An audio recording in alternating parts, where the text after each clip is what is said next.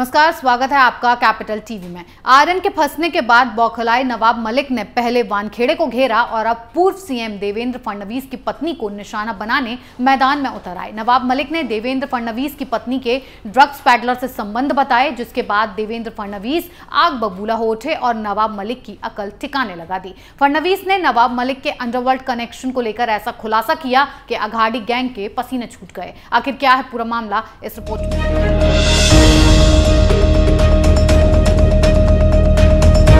जब से Aryan Khan drugs case में फंसा है, तब से महाराष्ट्र के मंत्री नवाब मलिक बौखलाए हुए हैं। पहले नवाब मलिक एनसीबी को फंसा रहे थे, वानखेड़े की कार्रवाई पर सवाल उठा रहे थे। कुछ नहीं मिला तो उनकी जाति को लेकर बवाल करना शुरू कर दिया। जब इस मुद्दे पर खुद की ही किरकिरी हुई तो अब वो बीजेपी के पीछे पड़ गए हैं।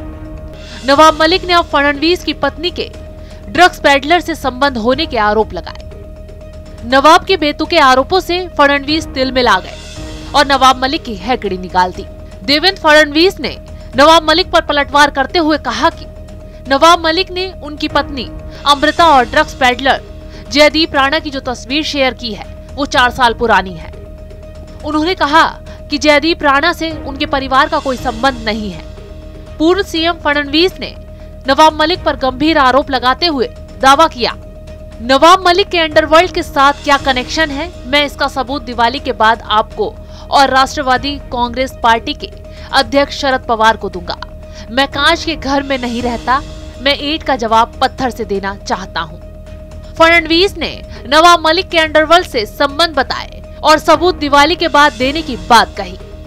यानी कि दिवाली के बाद फडणवीस नवाब मलिक का दिवाला निकालेंगे और उन्हें बेनकाब कर देंगे।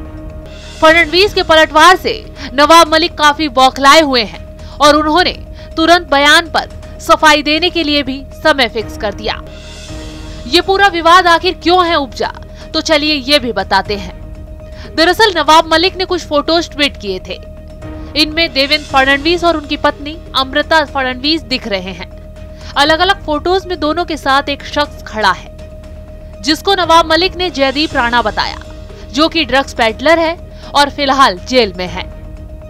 राणा को इसी साल जून में एनसीबी ने ही गिरफ्तार किया था, लेकिन नवाब मलिक के इन बेतुके आरोपों को फडणवीस और उनकी पत्नी ने नकार दिया है।